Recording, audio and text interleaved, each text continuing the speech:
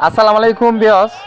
আমাদের ছেলেরা যখন এভাবে খেলাধুলা করে আমাদের কিন্তু অনেক পুরনো ছোটবেলার যে হারিয়ে যাওয়া যে দিনগুলোর কথা কিন্তু মনে পড়ে যায়।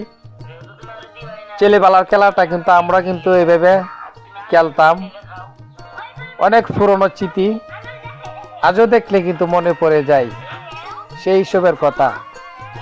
এক সময় কিন্তু আমরা এভাবে খেলতাম, মার কুলে উঠে বসে ভাত খাইতাম, আবার খেলাধুলা করতাম। কোথায় হারিয়ে গিয়েছে এই দিনগুলো।